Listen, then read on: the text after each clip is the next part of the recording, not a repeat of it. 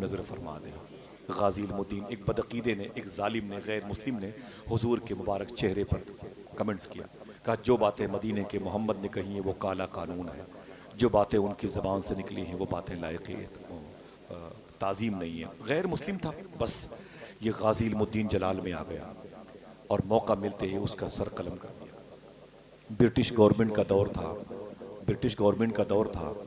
गाजी गिरफ्तार कर लिए गए। जब गाजी गिरफ्तार कर लिए गए, इसे देखें आप, इश्क तेरे सदक़े जलने से छुटे सस्ते, जो आग बुझा देगी वो आग लगाई है। खुदा की कसम हुजूर के ग़ुलामों ने दुनिया को बताया है कि जैसे मेरे हुजूर हैं वैसा कोई न कोई, माने तो न माने तो। गाजी इल्मुद्दीन जेल में कैद कर लिए गए। ब्रिटिश गवर्नमेंट का दौर, हुकूमत उनकी थी। जब केस को लड़ने की बारी आई तो आज़ादी के लिए गाजी इल्मुद्दीन के लोगों ने चंदा करना शुरू कर दिया। गाजी की शादी कुछ दिनों पहले हुई थी। उनकी बीवी को पता चला तो जेवर लेके आ गई, लेकिन माँ को पता चला तो बहू के सामने आ गई। ये क्या हो रहा है? कहा मेरी माँ, मैं अपने शौहर को आज़ादी के साथ देखना चाहती हूँ। माँ ने कहा लेकिन मेरी बहू, मेरी बेटी, मैं अपने बेटे को जन्नत में देखना चाहती हूँ। जन्नत में। कहा क्या मतलब? कहा तुम ये क्या कर रही हो? कहा आज़ादी चाहती हूँ। कहा ना ना ना ना ना, आज़ादी नहीं, जो मर्जी हुजूर की है वही होगी। सुन, इतने लोग इस मुल्क में हैं, किसी को ये शरफ न मिला, मेरे बेटे को मिला। बोले मेरे शौहर को फांसी हो जाएगी। तो माँ ने कहा वो मेरा भी बेटा है, अगर मेरे बेटे को फांसी हो गई तो मैदान मैशर में हुजूर ये कह के बुलाएंगे, ओ गाजी इल्मुद्दीन तू भी आ, अपनी माँ को भी ले ले, अपनी बीवी को। हाय हाय हाय, जेवरात वापस कर दिए गए। गाजी इल्मुद्दीन की माँ रोती थी अपने बेटे की मोहब्बत में, कहती थी खबरदार मेरे बेटे का पांव लरजने न पाए, इस्तिकामत में कहीं से कमी ना आने पाए। अल्लाह। एक माँ ये भी थी, एक माँ ये भी थी, कहती मेरा बेटा हुजूर के नामूस पर कुर्बान हो, हुर्मत मुस्तफ़ा पर कुर्बान हो रहा है, क्योंकि मेरा बेटा जान गया इस फलसफे को कि जैसे मेरे हुजूर है वैसा। आप यकीन करें, गाजी इल्मुद्दीन की फांसी की रात आई। पता चला कल, मिसाल के तौर पर कल 4:30 बजे सुबह को गाजी की फांसी होगी। कोई दिक्कत? पता चला कल 4:30 बजे गाजी इल्मुद्दीन को फांसी होगी, गाजी इल्मुद्दीन को फांसी होगी। बस ये सुना तो रात के 3 बजे जेलर गाजी इल्मुद्दीन के काली कोठरी के करीब आया और जब अंदर झांक के देखा, डॉक्टर साहब, जब अंदर झांक के देखा ना, तो खुदा की कसम गाजी इल्मुद्दीन जेल में नहीं थे। गाजी इल्मुद्दीन जेल में नहीं थे। हंगामा मच गया, उसने सीटी बजाई, अलग से फोर्स आ गई, वो लाठियां बरसी तमाम तर कैदियों पे कि वो गाजी इल्मुद्दीन कहाँ गया, सबकी नौकरी चली जाएगी, क्योंकि पूरी दुनिया का इशू बन गया था, इंटरनेशनल खबर बन गई थी कि कल गाजी को फांसी होगी। फांसी से 1.5 घंटा पहले कहाँ चला गया गाजी इल्मुद्दीन? लोग ढूंढते रहे, चप्पा चप्पा जेल का छान मारा, लेकिन गाजी नहीं मिला। जेलर आके उसके दरवाजे के करीब रो रहा था। अचानक 4 बजे तो क्या देखा कि गाजी इल्मुद्दीन अपनी जेल की काली कोठरी में मुसल्ले पर बैठ के हुजूर की नात पढ़ रहा है। अल्लाह अल्लाह, जरा मोहब्बत से कह दो सुभान अल्लाह।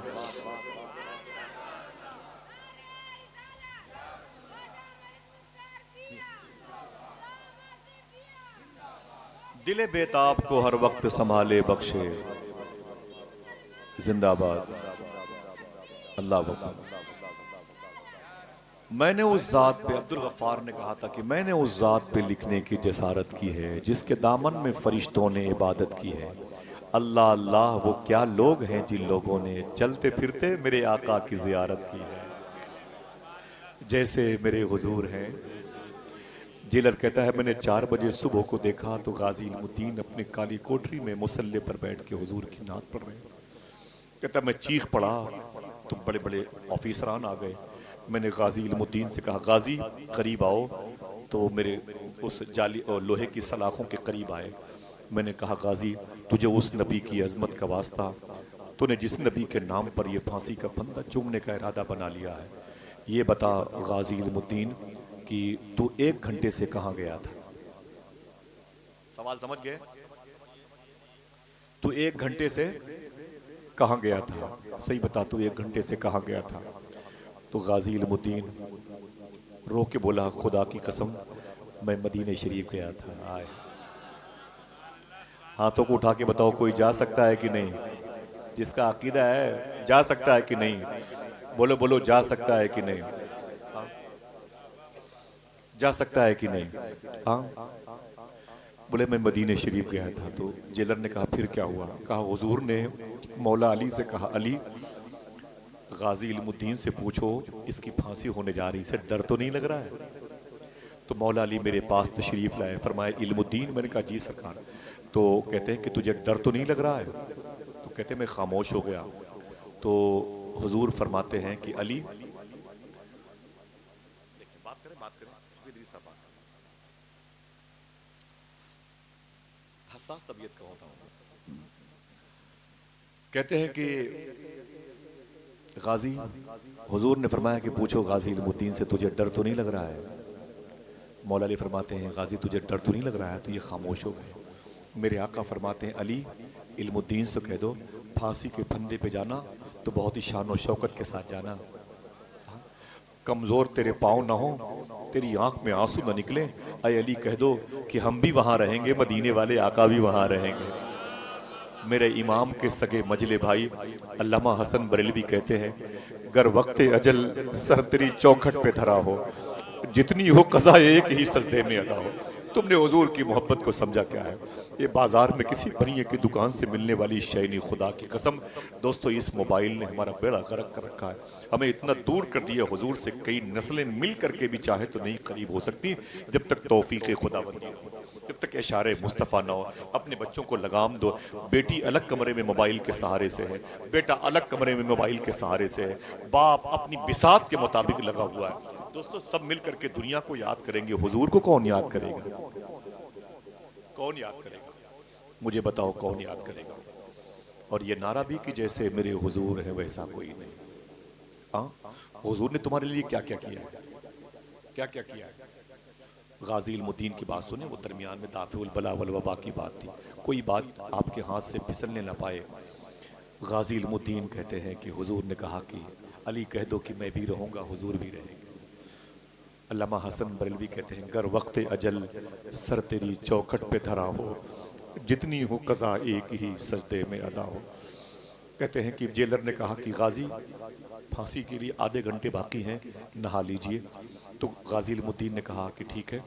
नहा के फांसी वाला नया कपड़ा पहन करके हुजूर की नात पढ़ी, हुजूर पर दरूद पढ़ा और अपने कमरे के दरो दीवार को बोसा दिया, अपने कमरे के दरो दीवार को बोसा दिया और बोसा दे के बोले, जेलर साहब इस कमरे में उसी को ले आना जो हुजूर का आशिक हो। मेरी फांसी के बाद इस कमरे में उसी को ले आना जो हुजूर से मोहब्बत करे। कहा क्यों? कहा मुझे याद नहीं मैंने कितनी 100 मरतबे हुजूर से इसी कमरे में बातें की है। मदीने वाले आका इसी कमरे में आया करते थे।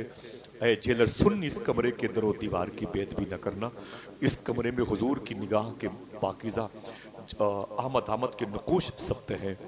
मैंने इसी कमरे में दुआ मांगी थी पहले दिन। सुना है आप हर आशिक के घर तशरीफ़ लाते हैं, मेरे घर में भी हो जाए चरागा या रसूल अल्लाह। करम हुजूर ने किया।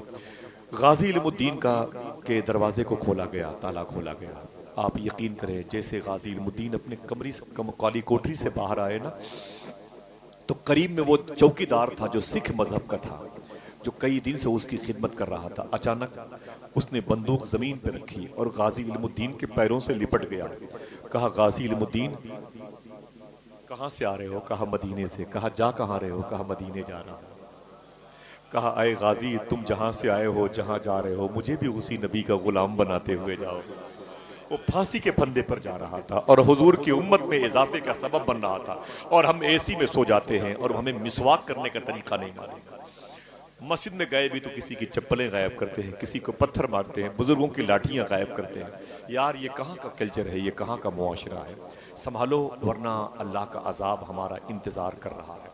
सुने, गाजी इल्मुद्दीन ने उसे कलमा पढ़ाया और कलमा पढ़ा के जब गाजी इल्मुद्दीन जा रहे थे, ये सारे कैदियों को ये बात मालूम थी कि गाजी आज सुबह को 4 सवा 4 बजे अपनी काली कोठरी से निकलेंगे और इस गली से होकर के ये कैद खाने की काली कोठरी से होकर के आगे जाएंगे और फिर आगे वाली कोठरी में उनको फांसी दी जाएगी।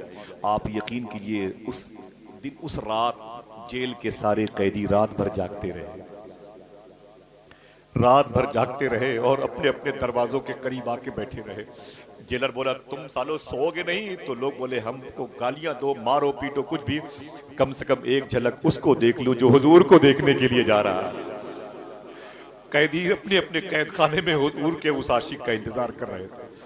गाजी इल्मुद्दीन जब जेल से निकला ना, तो लोग ऐसे निकला जैसे बादशाह जाता, ऐसे निकला जैसे हुजूर का आशिक तो बादशाह होता ही है यार, हुजूर का गुलाम तो बादशाह होता। ऐसे तब तराक से निकला ना जैसे पूरी दुनिया को फतेह करने वाला जा रहा हो।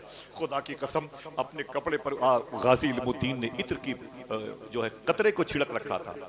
तो जेलर ने कहा था गाजी ये इत्र तुमने क्यों लगा रखा है? फांसी पे जाने वाले तो सही तरीके से उनके पांव भी नहीं खड़े हो पाते, जमीन पर रह पाते, तुमने इत्र क्यों लगाया है?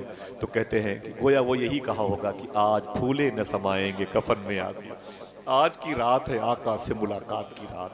हाय हाय हाय। तो कहते हैं गाजी इल्मुद्दीन जैसे निकले ना, तो जेलर कहता है कि मैं आगे आगे चल रहा था, फौज पीछे पीछे चल रही थी, लेकिन वो सारे कैदी जो रात भर बैठे बैठे अपने दरवाजे के करीब गाजी इल्मुद्दीन का इंतजार कर रहे थे, जैसे गाजी करीब हुए, सबने अपने अपने हाथ बढ़ा के गाजी का लिबास चूमना शुरू किया। मोहब्बत से बोले, मोहब्बत से बोले। क्या कहा? जब तेरी याद से दुनिया से गया है कोई, हा? जान लेने को दुल्हन बन के कज़ा आई। कभी हुजूर के इश्क में मर्क तो देखो यार, हम मरना नहीं चाहते इसलिए मरने से पहले मार दिए जा रहे हैं। अगर हम हुजूर के नाम पर मरना सीख जाएं तो मरने के बाद भी जिंदा रहेंगे इंशाअल्लाह, इंशाअल्लाह। बोलो, गाजी इल्मुद्दीन जैसे निकला ना, तो लोग अपना हाथ बढ़ा बढ़ा के गाजी का लिबास चूमते थे और बोलते गाजी कहाँ जा रहे हो? तो गाजी कहता खुश हो के मदीने जा रहा हो, मदीने जा रहा हो। तो लोग अपनी अपनी कैद खाने में रह करके काली कोठरी से कहते गाजी मदीने वाले को मेरा सलाम।